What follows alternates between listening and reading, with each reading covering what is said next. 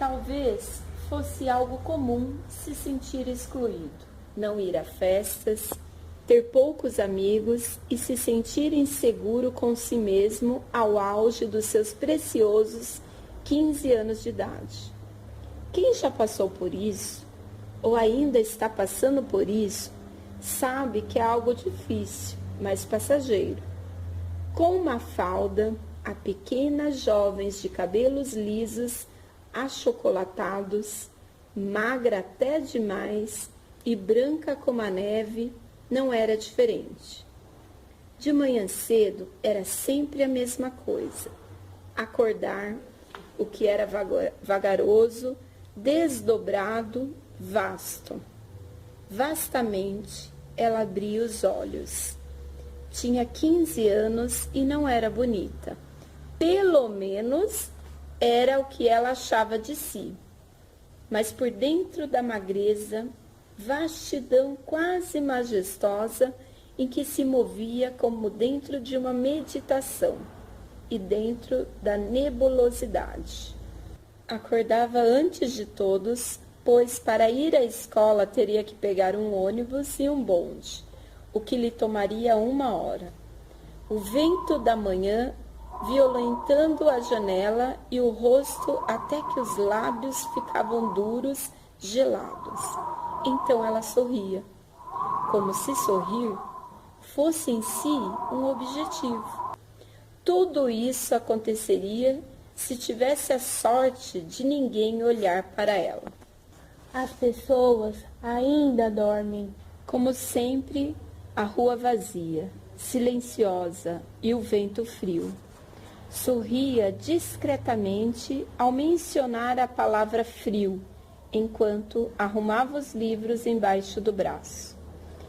Tinha que atravessar a longa rua deserta até alcançar a avenida, do fim da qual um ônibus emergeria cambaleando dentro da névoa, com as luzes da noite ainda acesas no farol, ao vento de junho, o ato misterioso, autoritário e perfeito era erguer o braço.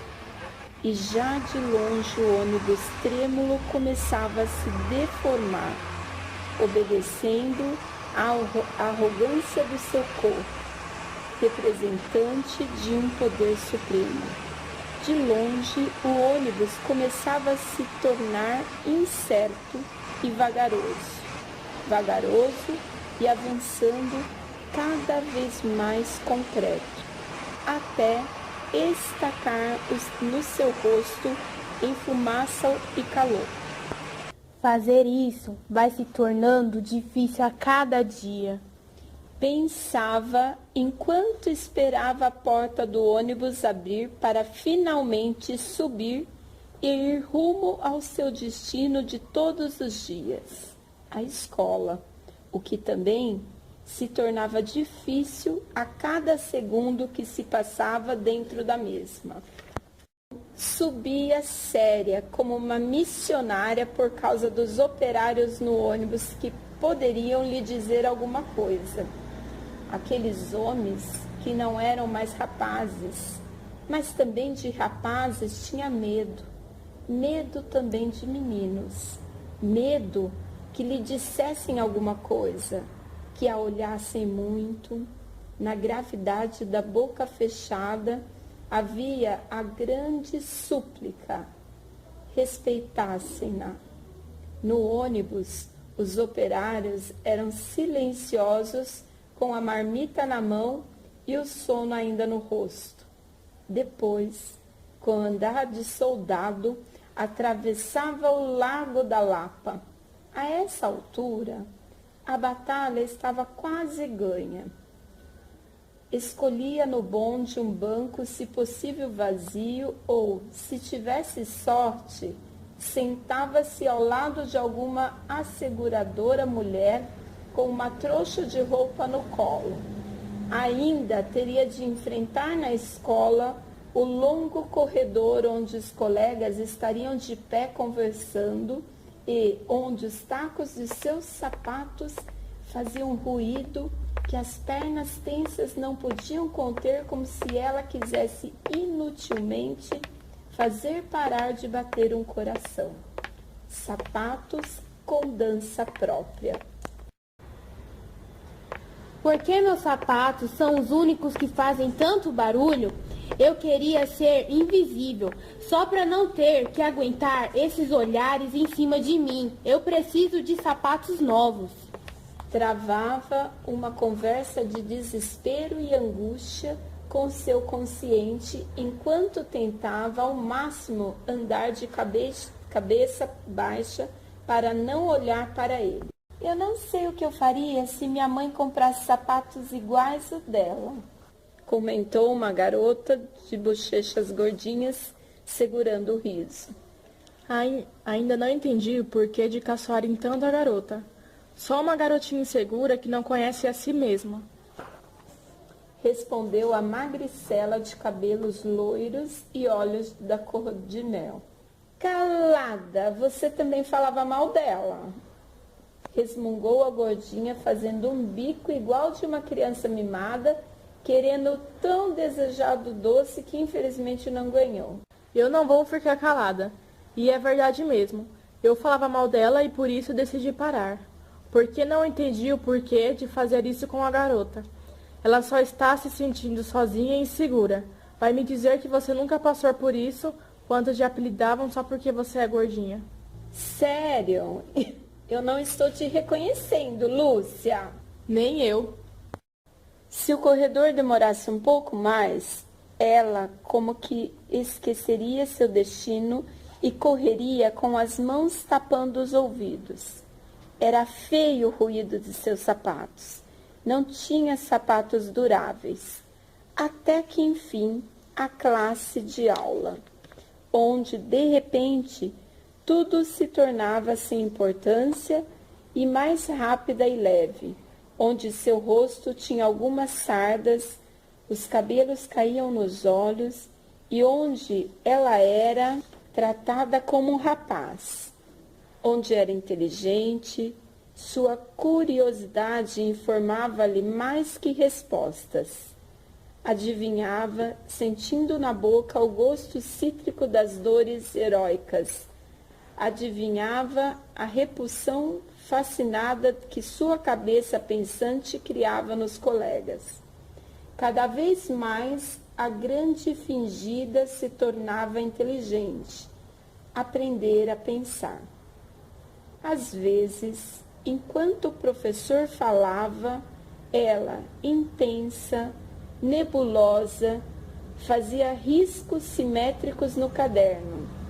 Às vezes, em vez de riscos, desenhava estrelas, estrelas, estrelas, estrelas, tantas e tão altas que desse trabalho anunciador saía exausta, erguendo uma cabeça mal acordada.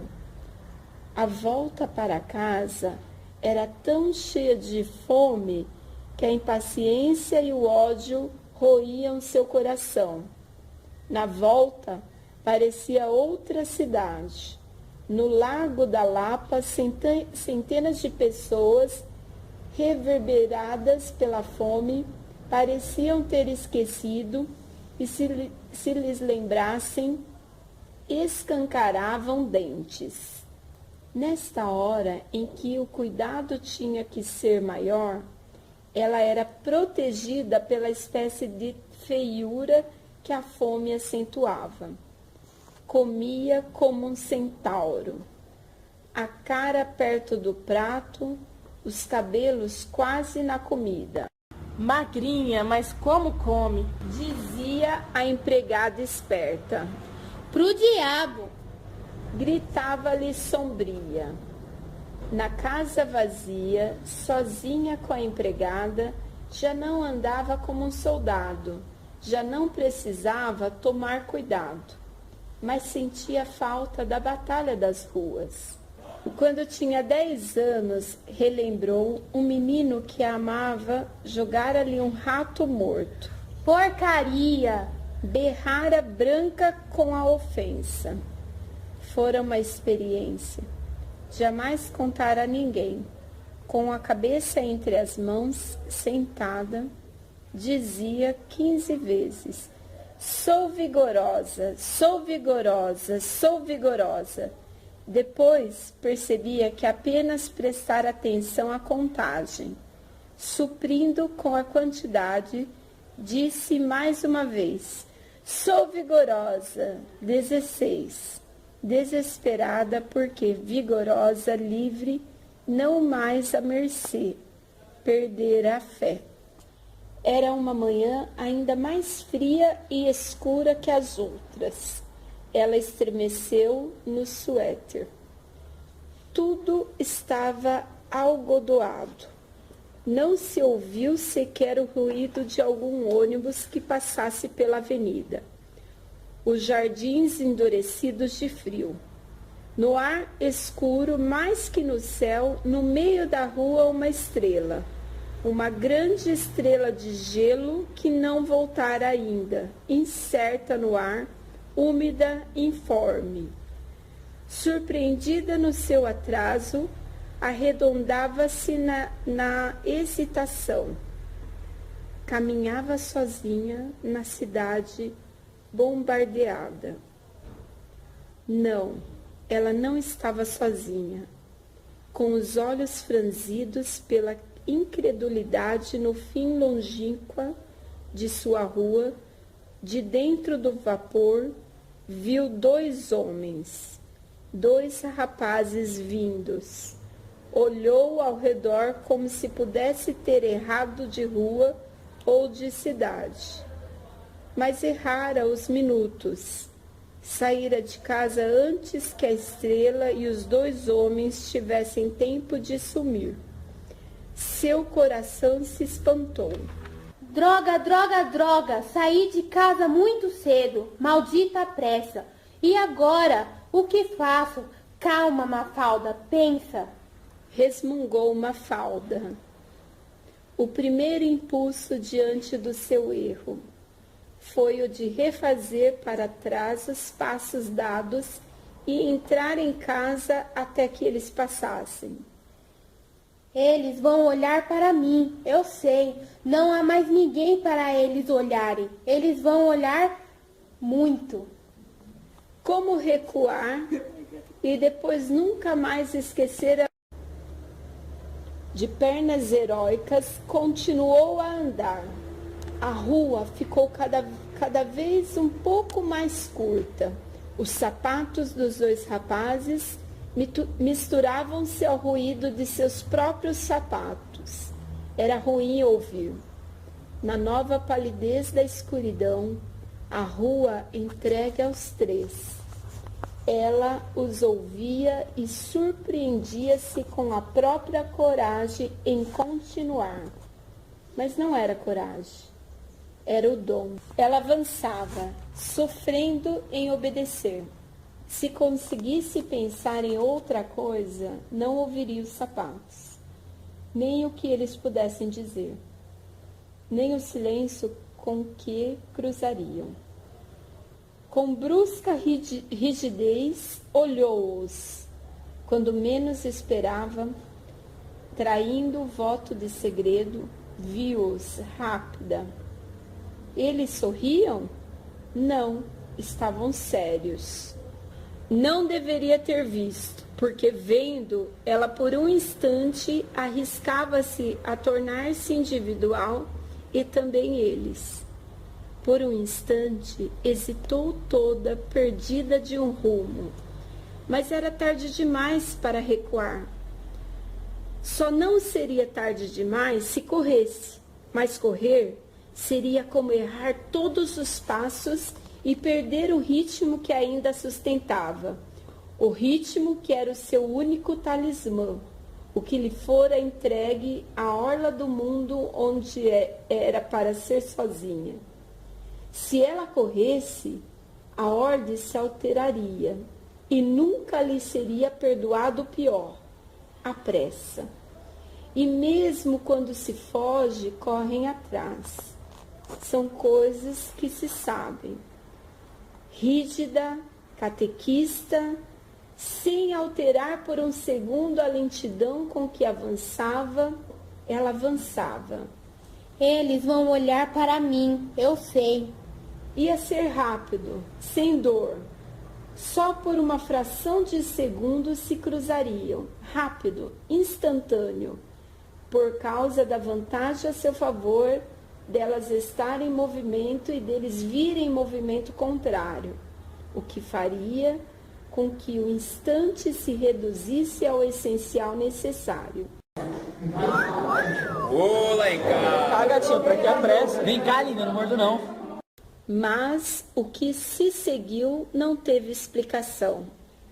O que se seguiu foram 4 mãos difíceis. Foram 4 mãos que não sabiam o que queriam, 4 mãos erradas, de que não tinham a vocação. 4 mãos que a tocaram tão inesperadamente que ela fez a coisa mais certa que poderiam ter feito no mundo dos movimentos. Ficou paralisada. Eles, cujo papel predeterminado era apenas o de passar junto do escuro do seu medo, então o primeiro dos 7 mistérios cairia. Eles que representariam apenas o horizonte de um só passo aproximado, eles não compreenderam a função que tinham e, com a individualidade do que tem medo, haviam atacado. Numa fração de segundo, a tocaram como se a eles coubesse todos os 7 mistérios, que ela conservou todos. Ela não os olhou, porque sua cara ficou voltada com serenidade para o nada. Mas, pela pressa com que magoaram, soube que eles tinham mais medo do que ela, tão assustados que já não estavam mais ali, corriam. Tinham medo que ela gritasse e as portas das casas, uma por uma, se abrissem. Pensou, eles não sabiam que não se grita. Ficou de pé, ouvindo com tranquilidade e loucura os sapatos deles em fuga. No oco dos sapatos deles, ouvia atenta o medo dos 2. O som batia nítido nas lajes, como se batessem as portas, sem parar, e ela esperasse que desistissem. De pé, ela não tinha por onde se sustentar, senão pelos ouvidos. Os tacos não ecoavam mais na pedra, ecoavam no ar como castanholas cada vez mais delicadas. Depois, percebeu que há muito não ouvia nenhum som. E trazidos de volta pela brisa, o silêncio e uma rua vazia. Até que esse instante mantivera quieta de pé no meio da calçada. Então, como se houvesse várias etapas da mesma imobilidade, ficou parada. Daí a pouco suspirou. Depois, recuou devagar até um muro, corcunda, bem devagar, como se tivesse um braço quebrado, até que se encostou toda no muro, onde ficou inscrita e onde se manteve parada. Não se mover é o que importa, pensou de longe. Não se mover. Depois do que suspirou e ficou quieta olhando. Ainda estava escuro. Depois amanheceu. Devagar, reuniu os livros espalhados pelo chão. Mais adiante estava o caderno aberto. Quando se abaixou para recolhê-lo, viu a letra redonda e graúda que até esta manhã fora sua. Então saiu, sem saber com que enchera o tempo, senão com passos e passos. Chegou à escola com mais de 2 horas de atraso. Como não tinha pensado em nada, não sabia o que o tempo decorrera.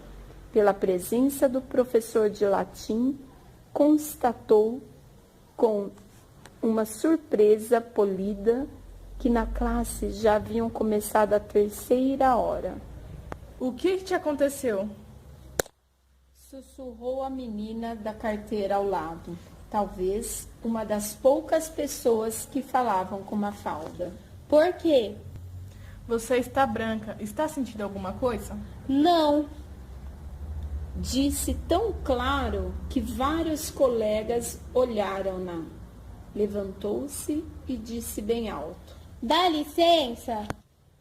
Foi para o lavatório, onde, diante do grande silêncio dos ladrilhos, gritou aguda, supersônica: Estou sozinha no mundo. Nunca ninguém vai me ajudar. Nunca ninguém vai me amar. Estou sozinha no mundo.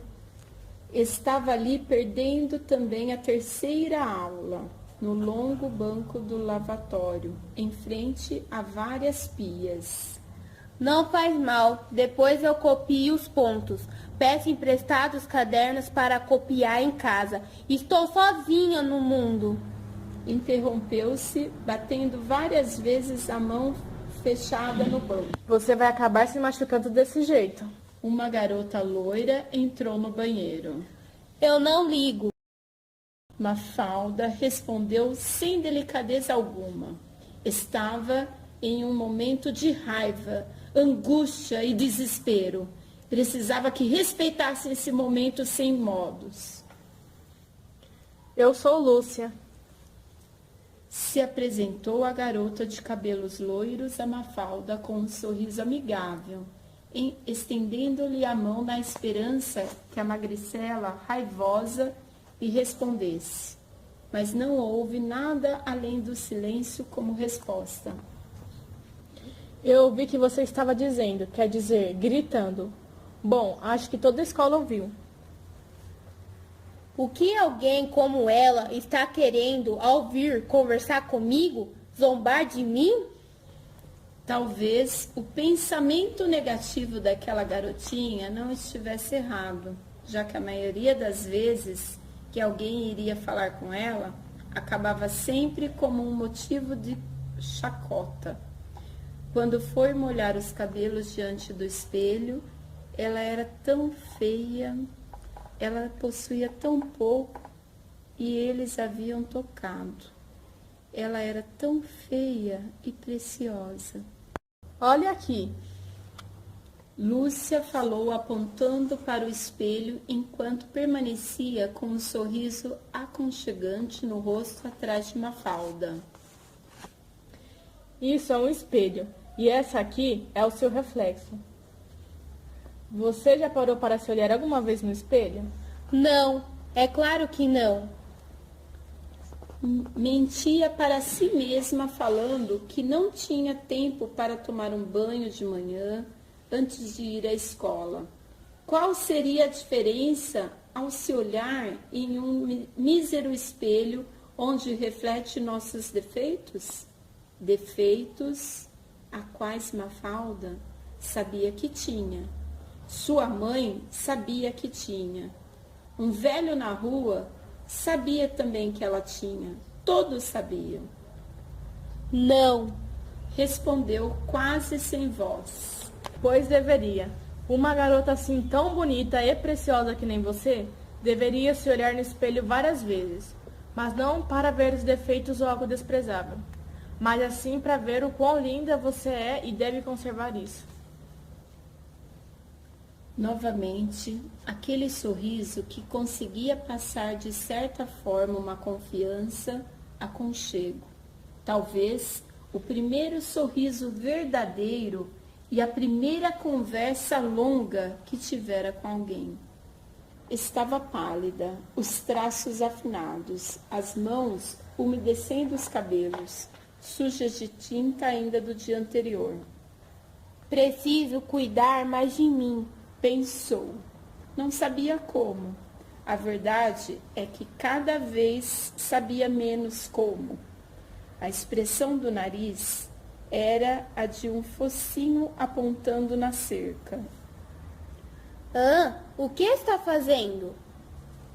Virou-se bruscamente para tentar parar o ato da garota que começara a mexer em seus cabelos. Arrumando. Respondeu simples, sem se importar com a falta de delicadeza da garota. Deixa. Feche os olhos e sobra quando eu pedir. Confias em mim?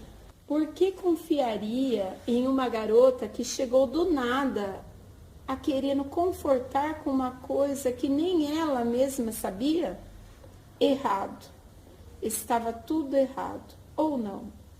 Fechar os olhos e, com um incitante aceno positivo de cabeça, se entregou à garota desconhecida e começaram a mexer em seus cabelos com tanto cuidado e carinho que estava começando a gostar daquilo. Confiar na loura de olhos cor de mel. Se eu tivesse metade de sua grande inteligência, já estava bem feliz. Eu iria viver querendo descobrir mais e mais. Ainda com um sorriso no rosto, como se sorrir fosse algo natural para aquela garota, aquilo fora um elogio? Mas você pode descobrir algo. Não precisa ser inteligente para descobrir algo. Só precisa de algo chamado força de vontade. Quase sem voz respondeu Mafalda, um pouco tímida com o que tinha dito. É verdade. Mas e você? O que tem eu? Tem força de vontade para aceitar que você é linda e mudar pelo menos um pouco? Apenas um silêncio e um longo suspiro. Pesado foi o suficiente para Lúcia perceber que Mafalda era somente uma garotinha tímida, com grande potencial e que era insegura. Olha, pode abrir os olhos. Aquilo parecia que tinha durado séculos, mas apenas em pequenos ou grandes 10 minutos, a garota magricela, branca como a neve, com sardas nas bochechas e com um olhar de medo, tinha totalmente se transformado em outra pessoa.